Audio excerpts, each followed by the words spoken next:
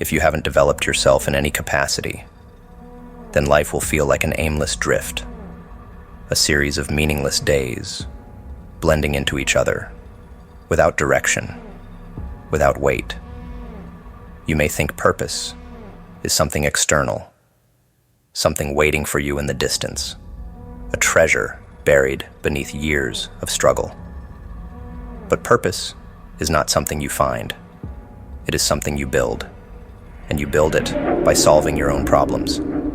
Every obstacle in your life, every frustration, every source of pain is a doorway, a test, a demand from the universe to see if you will rise or if you will cower. Start with what's right in front of you. Are you overweight and sluggish? Do you feel trapped in a job that crushes your soul? Are you shackled to a relationship that drains you rather than fuels you? Is your mind a battlefield of negativity, doubt, and fear? These are not separate issues. They are threads of the same web, each one tightening around you, keeping you in place. And until you begin pulling at those threads, nothing will change. Your first mission is to confront the source of the most pain in your life. The one thing that gnaws at you relentlessly, that you drown in distractions, that you tell yourself you'll fix someday. That problem, the one you fear facing, is the key to unlocking everything else. Dance with it. Sit in the fire of it. Let yourself feel the full weight of it, without numbing yourself with cheap pleasures and temporary escapes. And then, you create a plan. Not a vague hope, not a half-hearted attempt. You carve a real, actionable path forward. If your body is weak, you train it. If your job is soul-crushing, you strategize your escape. If your relationship is suffocating, you either fix it or walk away.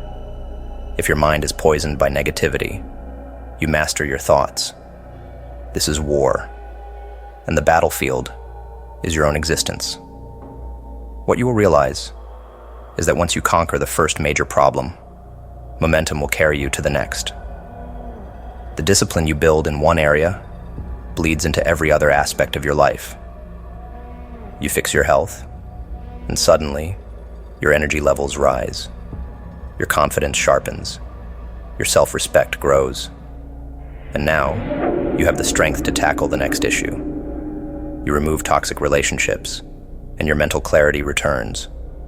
Your emotional bandwidth expands. You become lighter, sharper, faster.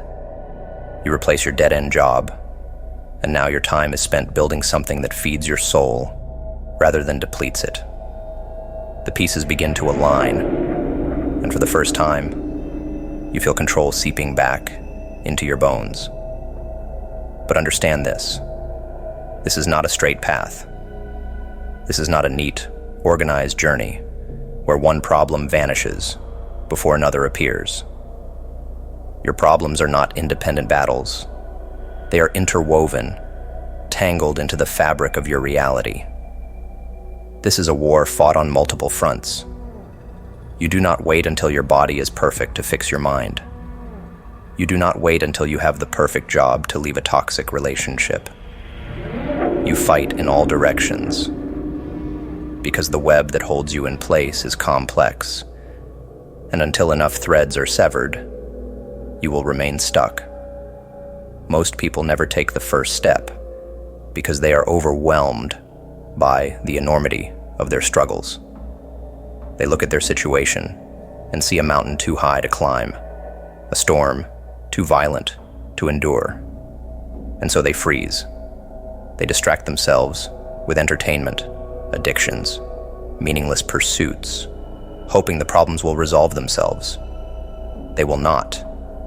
If anything, they will grow.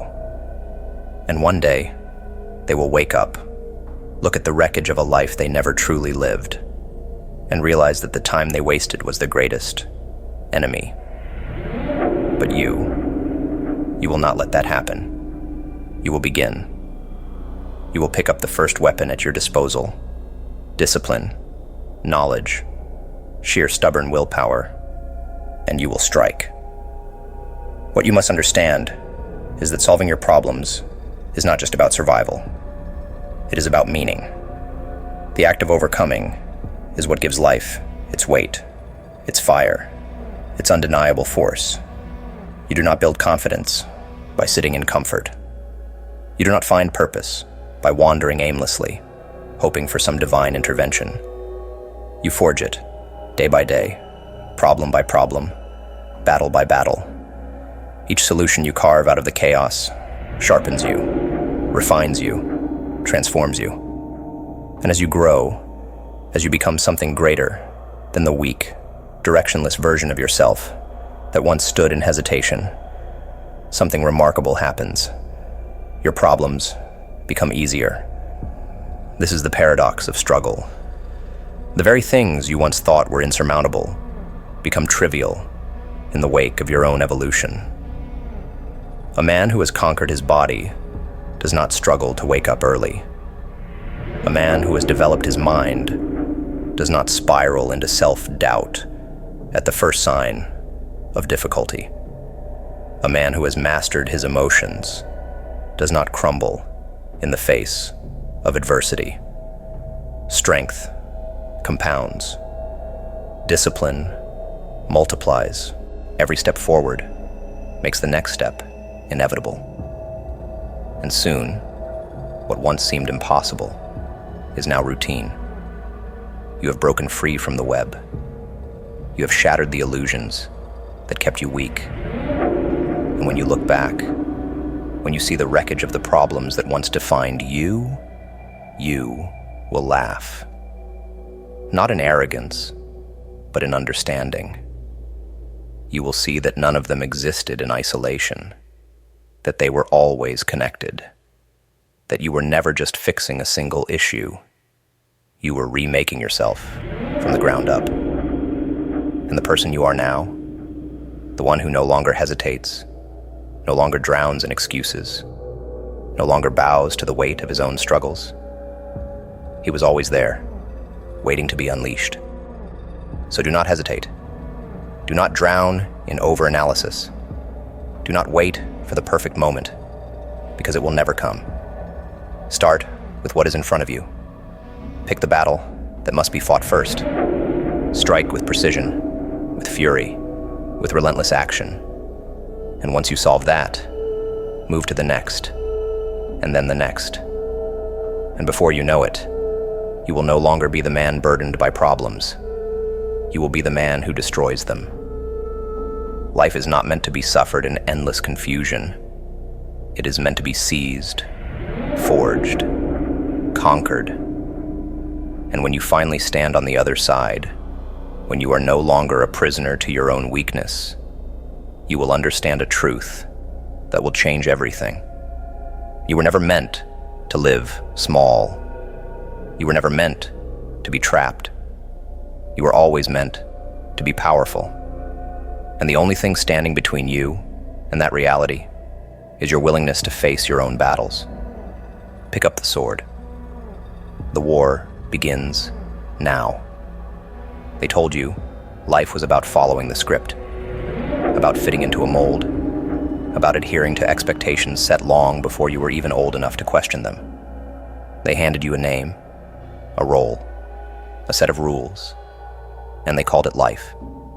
They told you what to want, what to chase, what to fear, and for years, you obeyed.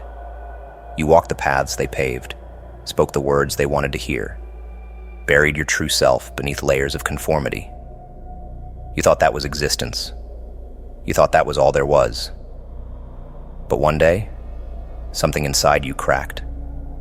Something deeper than rebellion. Something greater than discontent.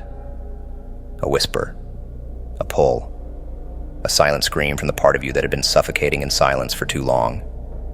And in that moment, you realized the truth. Life had never truly begun for you. You had merely been existing. Survival is not living. Compliance is not purpose. Life begins the moment you find yourself. I know what it feels like to be lost, to wear masks so often, that you forget what your own face looks like. To wake up each day and move through the world like a ghost, unseen, unheard, blending into the expectations of others because it is easier than questioning them. They tell you that is just how life works, that everyone feels this way, that purpose is a fantasy and passion is a privilege. But they are lying, not because they mean to deceive, but because they have never known any better. Because they, too, have been shackled by the same illusions, the same invisible chains that bind you. And so they keep moving, mistaking motion for meaning, mistaking obligation for fulfillment. They never stop to ask themselves the question that changes everything. Who am I beneath all of this? But you are different. Because you have heard the whisper, you have felt the fracture, you have sensed that somewhere beneath all the layers, there is something real waiting to be uncovered. You have glimpsed the possibility that you are more than what you have been told. And that is why they fear you. That is why they try to keep you distracted, why they drown you in noise, why they flood your mind with trivialities designed to keep you from looking inward. Because they know that the moment you turn your gaze inward, the moment you begin to peel away the layers, you will become something they cannot control. A man who knows himself is a man who answers to no one. The path to yourself is not an easy one. It requires destruction before creation, suffering before clarity, isolation before rebirth. You will lose people. You will break attachments. You will watch the structures that once felt like home crumble to dust beneath the weight of your truth. And it will be painful. But there is a pain worse than this. A life spent as a stranger to yourself. A life spent in chains so subtle that you forget they are there. That is the existence they want for you. That is the future they have prepared. And you have a choice. Accept it or shatter it. I chose to shatter it. I walked through the fire. I let the old self die. Let the illusions burn. Let the walls collapse around me until there was nothing left but the raw, untamed core of who I was meant to be. It was terrifying. It was freeing. And it was the moment my life truly began.